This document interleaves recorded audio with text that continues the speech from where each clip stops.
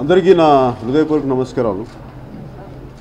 Cinema ముందు తర్వాత దురంధరతో interact అవుదాం అనుకున్నాను, కానీ ఇక ముందే ఇంటరాక్ట్ అవ్వాల్సి వచ్చింది. దానికి కారణం అసలు ఈ ఆడియో ఫంక్షన్ నిన్న దాకా చెయ్యాలా వద్దా అనేది కొన్ని ఇష్యూస్ ఉన్నాయి మాకు. దానికి మేజర్ కన్సర్న్స్ అంటే ఏంటంటే, మేము అప్లై చేసినప్పుడు పోలీస్ డిపార్ట్మెంట్ చాలా కన్సర్న్స్ రైజ్ చేశారు. ఇట్లా అంటే గతంలో మిగతా ఫిల్మ్ ఫంక్షన్స్ కానీ, అలాగే గోపాల సినిమాల్లో ఈ స్టాబింగ్ ఇన్సిడెంట్ కానీ వీటన్నిటి దృష్ట్యా ఆలోచించి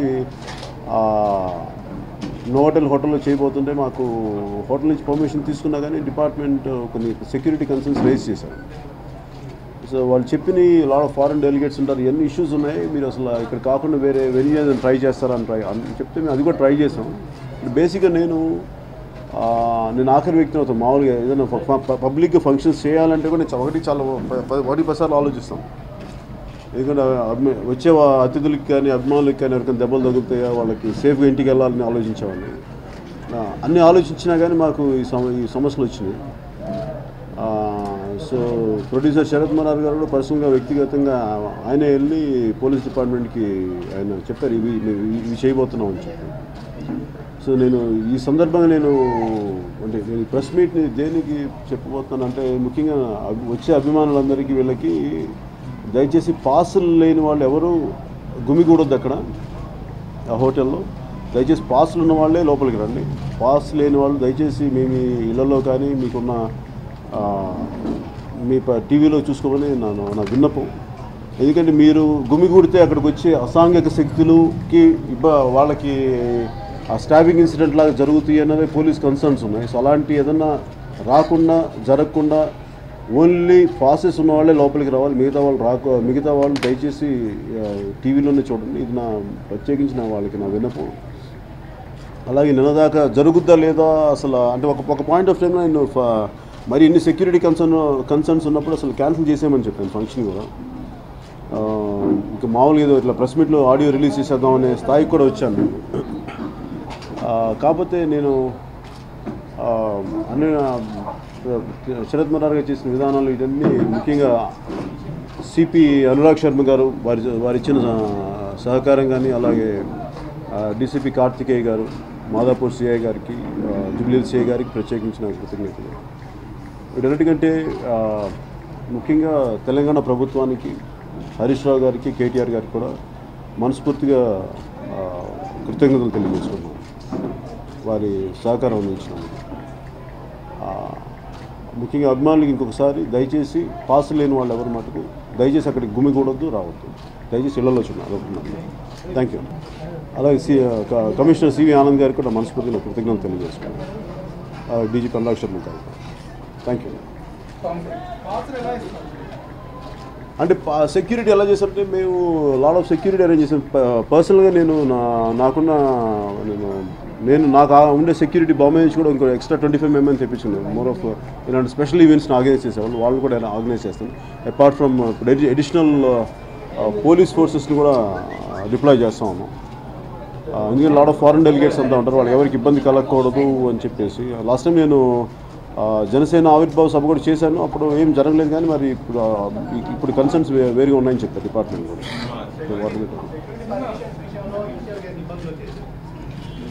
ఇబ్బందులు ఏం రాలేదండి, ఓన్లీ మోర్ ఆఫ్ కన్సర్న్సే. ఇబ్బందులు అంటే ఏం లేదు.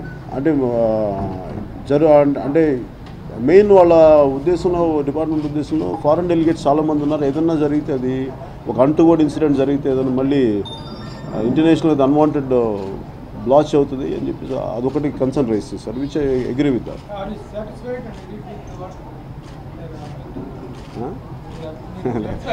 లేదు 100% సార్.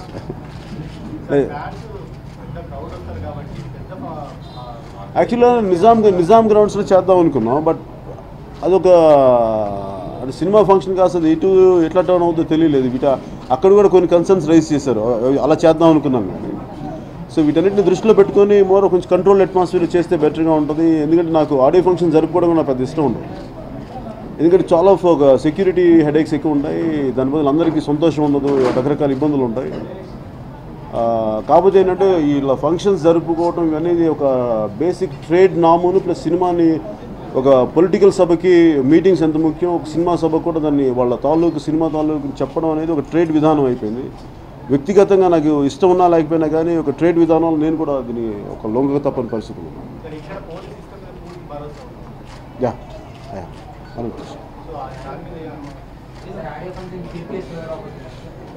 చిరంజీవి గారిని ఇన్వైట్ చేశారండి, చిరంజీవి గారు రాబోదు. ఎందుకంటే గబ్బర్ సింగ్ కూడా ఆయన రిలీజ్ చేశారు. ఇవన్నీ కాకుండా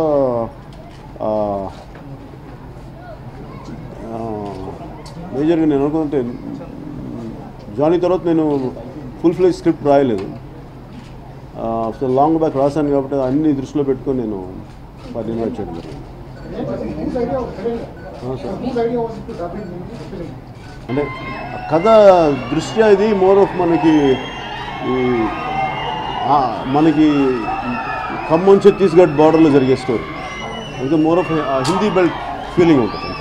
దాన్ని బట్టి ఎరోస్ కంపెనీ ఉంది, షేప్ పార్ట్నర్స్, వాళ్ళన్నా నేను డబ్ చేసేది నేను ఎలా నేనా అరే ప్రమోషన్ నాకు తెలియదు అండి. అను ఎగ్జాక్ట్లీ టు సే ప్రమోషన్ అంటే నేను వెళ్ళి మాట్లాడుతుంది అంతగా ఆలోచించలేదు.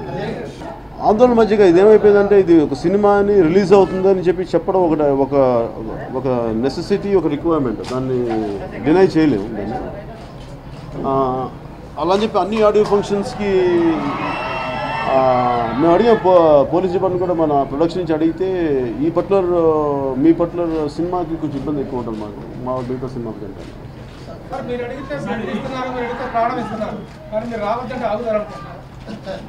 అవుతారు ఇది ప్రేమతో చెప్తాను. ఇప్పుడు వాళ్ళకి ఇంటికి దెబ్బలు తగిలి ఇంటికి వెళ్తే బాధ నాకే ఉంటుంది. అందుకే ఆ ఉద్దేశం వాళ్ళకి తెలుసు కదా, అందుకని ఆగుతారని నేను ఖచ్చితంగా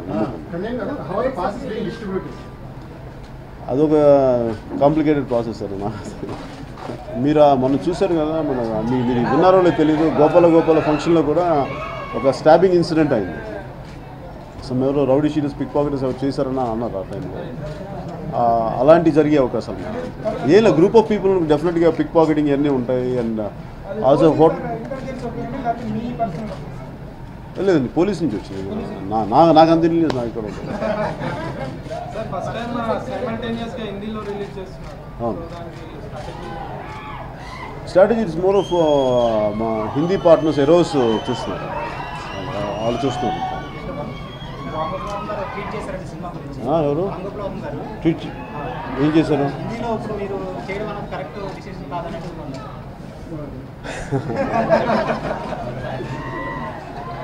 నాకు ఆయన ట్వీట్స్ నాకు ఎప్పుడో చెప్తూ ఉంటారు, చదువుతూ ఉంటాను. నేను కూడా ఆయన ఒపీనియన్ నేను గౌరవిస్తాను. అలా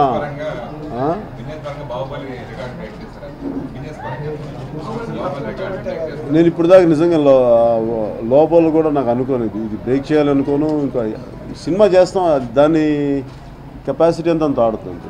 దాన్ని కూర్చోబెట్టి ఇంకొక సినిమాతో పోటీ పడాలని కానీ అది ఎప్పుడు నా లైఫ్లో ఎప్పుడు నేను ఆలోచించలేదు కూడా. అది భగవంతుడు వదిలేస్తాను నాకు సంబంధం.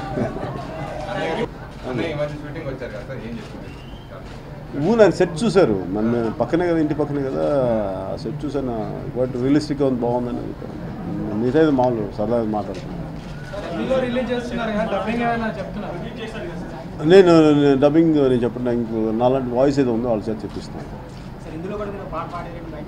లేదు నేను పాడలేదు, నాకు అంత గ్రిప్ లేదు హిందీ. సినిమా నా నష్టాల గురికి నిలబడాలి కదా, మరి అంత ఖర్చు పెట్టాం.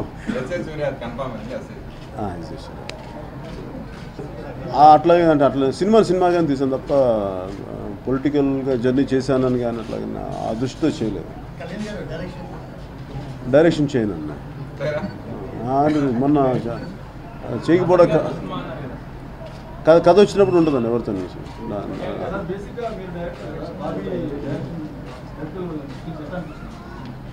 క్వైట్ కేపబుల్గా బాగా చేస్తాను.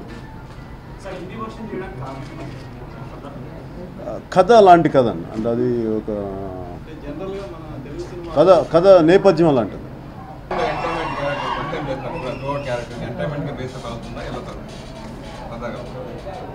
I think it will entertain.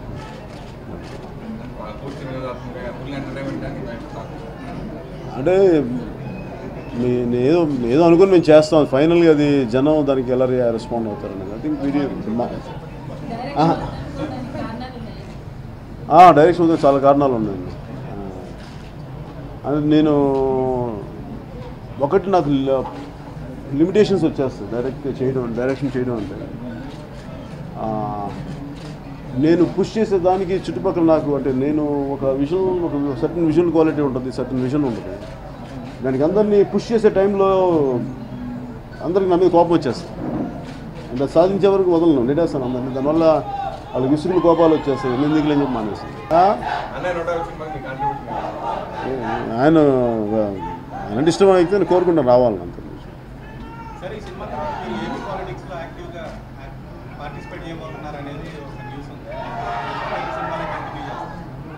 అవును, సినిమా పరిస్థితి అంటే నాకు రైటింగ్ చాలా ఇష్టం. నాకు అసలు ఈవెన్ సినిమాలు వదిలేసినా కానీ అంటే ఇలా సినిమాలు పాలిటిక్స్ వల్ల వదిలేసామని కాదు, ఈవెన్ నా కరెక్ట్గా ఖుషి తర్వాత ఒక 4-5 హిట్స్ ఉంటే వదిలేసామండి. నేను యాక్చువల్గా ఖుషి తర్వాత 4-5 సినిమాలు చేసి సినిమా ఇండస్ట్రీ వదిలేద్దాం అనుకున్నాను. అది జరగలేదు. అంటే అప్పుడు పాలిటిక్స్ వెళ్ళాలని కాదు నా ఉద్దేశం. కాకపోతే ఏంటంటే నాకు అలసట, నాకు విపరీతం సినిమాలు చేయాలంటే. అంటే ఎక్కువ తప్పని పడతానో తెలియదు కానీ నాకు చాలా అలసటగా ఉండదు సినిమాలు చేయాలంటే.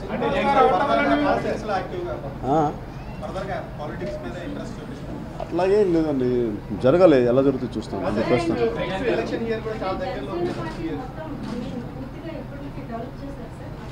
అది నేను పొలిటికల్ మీటింగ్ చెప్తాను. నేను చెప్తాను, ఇది only for film related meeting చెప్తాను. Film related meeting.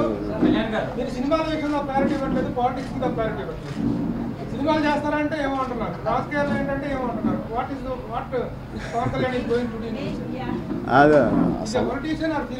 అదే నాకు కనిపిస్తుంది. పాలిటిక్స్ లో పవన్ కళ్యాణ్ గారు ఏదో గుర్తొచ్చినప్పుడు వచ్చి కనిపించి వెళ్ళిపోతున్నారు, కంటిన్యూగా ఉండట్లేదు, కొన్ని సినిమాలు చేసి వివిధ రకాల విమర్శలు మీ మీద ఉన్నాయి. దీనికి మీరు స్పందన ఏంటి? అంటే వెళ్తే పాలిటిక్స్ అది పొలిటికల్ మీటింగ్లో చెప్తాను. అది పొలిటికల్ మీటింగ్లో చెప్తాను. ఒక యాక్టర్గా నేను చేయాలా లేదా అనేది నాకు హక్కు ఉంది, కానీ ఇలా చేయాలి అలా చేయకూడదు రూల్స్ ఏం లేవు కదా.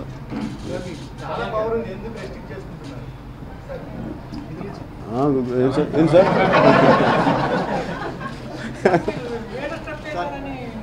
అదే ఏదో ప్రయత్నించాను, అది ఎలా వస్తుంది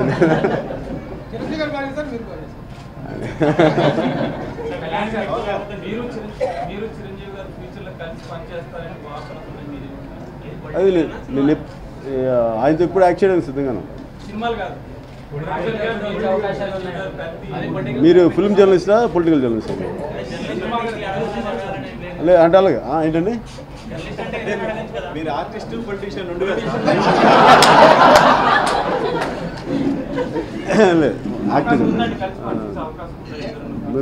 పొలిటికల్ కంటే కూడా మీ ఇద్దరు సినిమాల పరంగా కలిసి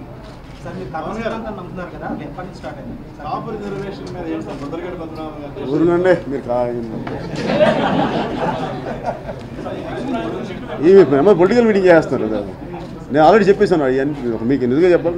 ఓకే మీరు 2 అన్నారు కదా, నాలాగే నేను వాడికి క్లారిటీ ఇచ్చాను.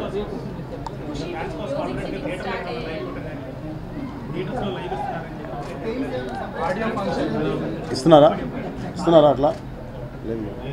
ఓ అట్లా జనసేనకి ఇచ్చినట్టు సార్ ఒక్క విషయం sir, power star Pawan Kalyan అంటే it is span of 25 years అని కానీ కనీసం 100 ఫిలిమ్స్ అని కానీ ఆశిస్తుంటే మీరు 2-3 సినిమాల్లో నేను గురించి చెప్తున్నారు. How far it is good మంచి చెడు నాకు తెలియదు, కానీ రోజు గ్రూమింగ్ చేసుకుని చాలా అలసట. మీకు ఈ క్రేజ్ రావడానికి కారణం because your a powerful and successful star. అలాంటిది నేను సినిమాలు వదిలేస్తున్నానని చెప్పడం వల్ల don't you think that you are going to lose that charm? Maybe పోవచ్చు. చూద్దాం. పోయిన తర్వాత మళ్ళీ పవర్ స్టార్లో పవర్ పోయిన తర్వాత ఎలా సార్? బతికుంటాం కదా సార్. మీరు కర్మ సిద్ధాంతం నమ్ముతున్నారు కదా, ఎప్పటి నుంచి స్టార్ట్? నేను అలాగే అంత పెద్ద మాటలు తెలియదు సార్ నాకు.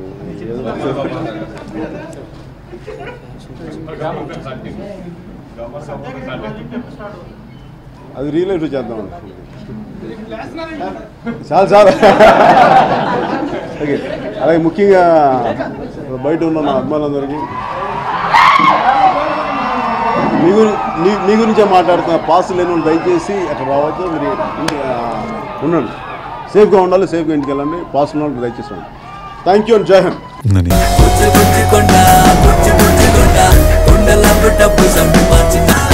కష్టపడడానికి రెడీయా? నా పేరు మాణిక్యం. నాకు ఇంకో పేరుంది.